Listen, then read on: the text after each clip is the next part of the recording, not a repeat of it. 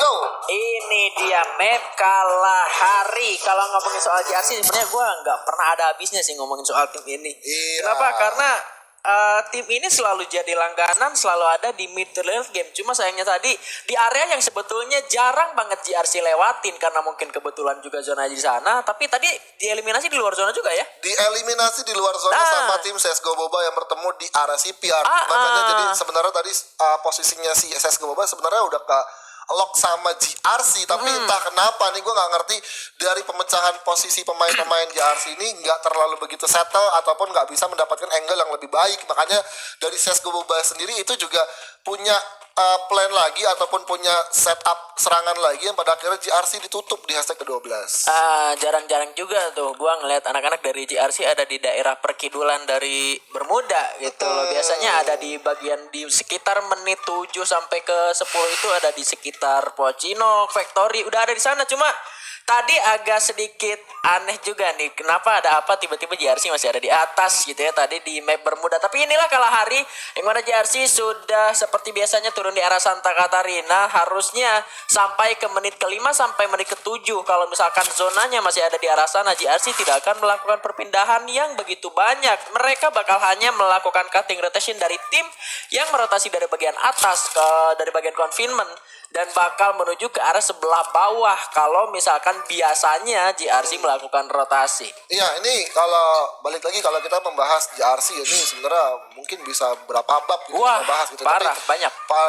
Pada akhirnya memang sebenarnya kalau dari Santa Catarina memang JRC itu selalu bergeraknya mungkin ke arah Stone Ridge gitu kan, mencoba buat menghajar yang tim-tim yang berada di arah Stone Ridge, apalagi kalau misalkan memang secara dari resource mereka minim di area Santa Catarina, mereka akan coba buat ambil patahan-patahan di open field, dan itu membuat kayak serangan-serangan surprise juga yang bakalan coba buat nge-take downin pemain-pemain yang akan lewat di sana. Tapi pada akhirnya kita melihat tadi juga ada satu POV pemain dari tim apa tadi itu, gue melihat ada 2 pemain yang lewat juga dari arah Foundation menuju ke arah rumah yang mungkin menuju ke arah Bayfront gitu, karena Bayfront sendiri kan juga salah satu early compound yang dimiliki sama EVOS Immortal. Iya, tapi di bagian rumah 4 yang mau ke arah Shrines itu masih kosong, dan sampai menit ke-2 menuju ke menit ke-3 ini belum terjadi pertempuran, dan setiap tim juga memiliki drop zone-nya masing-masing. Ini artinya dari setiap tim memiliki lootingan yang cukup setidaknya untuk berbekal melakukan berotasi menuju ke mid game. Tetapi kali ini Mal harus ter-take down oleh Rain, terkena tembakan hujan langsung 1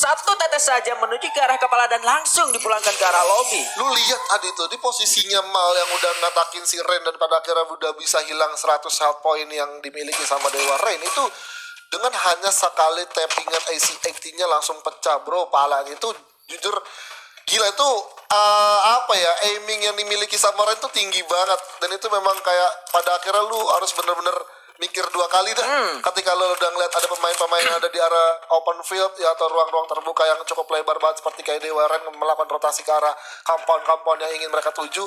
Tentu tadi itu momentum yang dimiliki sama Rain, dan pada akhirnya memang dari Dranix nggak mau melanjutkannya terlebih dahulu karena memang mungkin dari arah Rain tentu masih ada kulkas ajaib gitu ya kan? Terlalu jauh juga kalau misalkan dari anak-anak tim Dranixnya itu sendiri mau komit jalan ke arah pertahanan dari tim Dewa United. Tapi nice move dari Dewa United juga, mereka nggak mau terlalu benar-benar buru-buru balik gitu ya setelah mereka berhasil dapatin 1, karena yang mereka lihat juga cuma 1, sementara sisanya juga masih belum terlihat, dan Mal masih bisa untuk diselamatkan kembali. Dan kabar baiknya adalah tadi kotak lootingan dari seorang Mal masih bisa diambil kembali. Masih bisa untuk diambil kembali. Tapi Anda nggak boleh ngambil cemilan untuk nonton U-Point. Untuk Anda yang nonton Islam ya.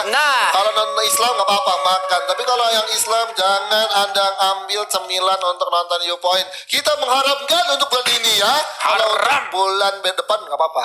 Bulan depan nggak apa-apa. Karena udah awal ya. Kan udah selesai.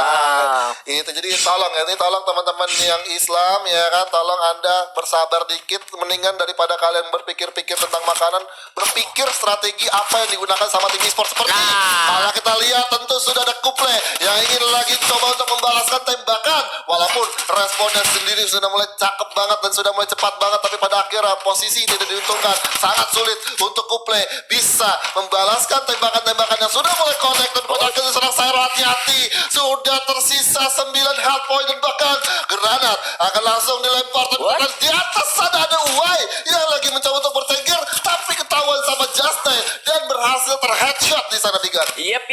Sebetulnya dia adalah satu timing yang agak kurang pas untuk anak-anak dari tim CSGO Boba. Tapi mereka berhasil mengatasi semuanya. Mereka cukup sabar. Ada tim dari Void yang menghajar ke arah mereka. Begitupun First Rider sebagai penghuni permainan di area Refinery juga menyambut kedatangan dari kedua tim yang datang. Sementara Zero berhasil merupakan satu orang di sana dan bakal langsung dipulangkan oleh Tahu Siron juga hancur tertumpahkan dari area belakang, terkena tembakan begitu menyakitkan dan King pun rupanya harus didapatkan oleh salah satu member dari First Riders yaitu David di sini yang berhasil mendapatkan killnya. Bahkan dua orang tumbang dari tim Point, hanya menyisakan satu orang saja. Sementara David di sana sudah mulai bertengger di area tower dan Ses pun rupanya terculik satu membernya. Pertempuran harus segera dihentikan karena ada danger zone yang sangat membahayakan. North dari arah utara sudah mulai masuk ke jatuh pertahanan dari tim Ses Kuboba, tetapi Kupal berhasil mengatasi semuanya. Just Nine langsung ditugaskan untuk melakukan ending, menggulung medkitnya kembali dan harus meriset lagi semuanya. Sementara Point sudah tidak terlihat. Point sudah tidak terlihat. Apakah memang mereka tusun atau tidak? Tapi kalau kita melihat dari tim yang bertahan, tentu ini masih 12 tim. Berarti artinya nih Point masih ada satu pemain yang berhasil melakukan disengage untuk bisa mencapai ke arah revival system untuk menghidupkan kembali teman-temannya. Tapi kalau kita bicara untuk dari revival system, ada tim FA yang udah mengamankan revival system di arah command post. Sementara kita lihat move yang dilakukan oleh seorang Uwai sudah mulai menuju ke arah seorang Just Knight yang lagi mengendap-endap mencoba untuk menjongkok ataupun menghilangkan stepnya dari panggung Refinery yang sudah menjadi salah satu tempat bertengger First Rider di arah zona seperti ini. Ini kedengeran nih harusnya step dari anak First Rider sudah mulai dinotis juga sama member dari tim CSGO Boba. Sementara tembakan sudah keluarkan ke arah seorang Just Nine, tumbang di hadapan Watching Chong, harus terpulangkan langsung ke arah lobby. Ini gue nggak bisa bacanya, gue bilang Watching Chong ya. Ini gue bakalan langsung report ke Bapak Alan Johnson. ya. Bapak Alan Johnson, tolong ini anaknya tolong diatur. Ini bandel banget, nickname-nya bikin caster bingung ya, tolong. Opa aja ya, kita bilang Opa. Oh iya, Opa Gangnam Style ya kita Opa bahas. Gangnam Style ini harusnya siapa ya berarti ya? North, Uwai, Anca, biasanya Anca atau Diwan masih pakai nama yang asli. Oh, Dewan masih pakai nama asli. Pakai nama asli. Ini kayaknya player baru atau mungkin ini jangan-jangan Batosai. Ini Batosai biasanya Batosai nih. Biasanya nih bocah-bocah Batosai ini kan dulu dia satu gue sama gua kan, ini nggak tahu nih melatih mencoba untuk di build mana, tapi dia pakai nickname-nya kayak begini nih, agak-agak sedikit aneh. Kayak perilakunya dia juga di 7NP gitu. Tapi kalau kita melihat ternyata ada juga pergerakan yang aneh yang dialami sama tim Ranix yang dimana ternyata dari DG posisi yang aneh juga. Pada akhirnya memang Ranix akan mencoba buat ngambil untuk ke arah belakang dulu karena memang secara dari garis lurus untuk menuju ke arah DG itu udah ruang terbuka gitu kan, dan itu juga memang membutuhkan glual sebanyak mungkin untuk bisa sampai di titik tertinggi di arah sana. Iya ya, merasakan pergerakan yang mistis juga yang terasa cukup aneh di area Shrines. Tapi dari tim Ranix maupun tim DG sama-sama tidak melakukan komit karena memang posisi terlalu jauh seperti yang lo bilang tadi, cukup terbuka apalagi dari arah Ranix. Tetapi kali ini tim yang tadi mendapatkan Buya akan bertempur bersama dengan tim yang tadi dapat usul bermuda. Sementara seorang tembakan sudah keluar dari seorang Mario Tampan yang tidak teguh bergerak ke arah sebelah kiri. Satu orang terlihat Eki berhasil ditumbangkan, tetapi ditumbangkan balas.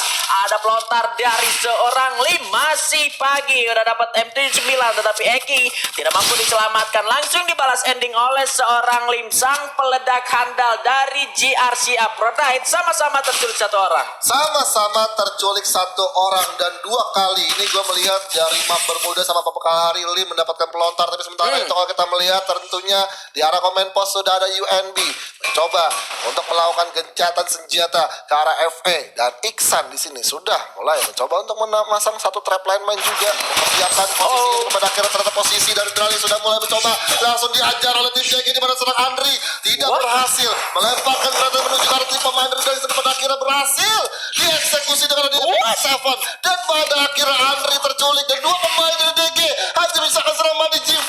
Apakah sanggup untuk melawan tiga orang dari Mahal menggunakan shotgun cas berhasil menutup tim DG di hashtag ke-12.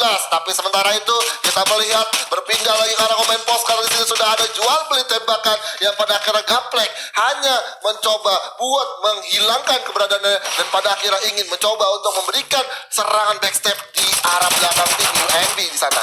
Wait for it. ini tadi di area Shrines tidak terlepas dari serangan yang dibangun oleh tim dari Dewa United yang entah kita tidak tahu serangannya dari arah sebelah mana, tetapi kali ini serangan granat sudah dilancarkan dari tim UNB yang sudah notice ke arah satu member dari tim FE Esports yang bersembunyi di pojokan sendirian saja. Sebetulnya kalau misalkan posisi dari tim FE ini nggak ke-track satu persatu, bisa saja FE ngeratain tim UNB dari segala arah, tapi UNB bergerak cukup komit ke arah satu arah saja, sementara Zalfa berhasil tumpangkan balas bagian orang tiga orang tumpang dari tim UNB, sementara Ta yang tersisa sendirian hanya bisa melemparkan beberapa granat menuju ke arah atas. Tiga orang dari tim UNB tiba-tiba terkena down, sementara seorang Ta sudah mulai tertembak juga dari sebelah kanan karena pembagian posisi dari tim FE Esports sangat-sangat manis sekali. Sangat-sangat manis, dan angle-angle yang dimiliki oleh FE tentu bisa mengcounter serangan dari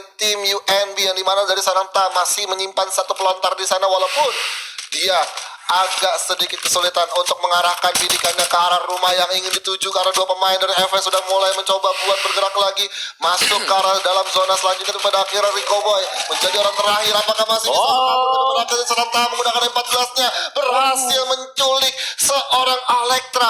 Oh my god, 2 lawan 1 sekarang kondisinya, dimana zona sudah mulai menghimpit dari Rico Boy masih tertahan di dalam rumah. Sudah ada time turner yang diaktifkan menghalau tembakan dan juga timah panas yang ingin connect, karena pada akhirnya peluru pelontar dibuang begitu saja karena sudah tidak bisa lagi digapai dari posisi terakhir. Tapi sementara itu tembakan sudah mulai terus dilakukan oleh tim UNB. Walaupun UNB tersisa sendiri, tapi UNB tidak mau mati sendirian, akan mengajak tim FE di peringkat ke-11 dan juga peringkat ke-10. Diajak ya, tapi memang ini justru meskipun tim UNB dirugikan secara resource dan juga health point, dia harus terkikis duluan, tapi dia juga ngerugiin tim dari FE Esports itu sendiri karena satu persatu gol ini harus dibuka hanya demi untuk masuk ke dalam zona selanjutnya, sementara mereka hanya tersisa berdua saja bersama. Di area yang lain juga kalian kita melihat ada Rasya sebagai predator game sebelumnya dengan 4 poin eliminasi, tapi pertempuran rupanya sudah mulai terjadi yang mana Ta masih bisa mendapatkan satu takedown menuju ke arah lawannya, mengendap-endap menggunakan M79-nya. 11 tim masih hidup sejauh ini. FE saat masuk dalam zona sudah mulai bertemu bersama dengan lawannya kembali di lane point, harus sudah tereliminasi juga di luar zona di tangan Rico Boy. Ternyata di area dalam di kompon yang sama tim UNB pun harus tumpang di posisi ke-10. Ya, ini UNB harus terlebih dahulu pulang di hashtag ke-10, di mana dari FE masih bisa bertahan. Nanti mau kita lihat juga pertahanan dari tim lain sudah mulai mencoba untuk menataki ke arah pemain yang berada di arah bawah jembatan. Sementara itu Factor 60 juga harus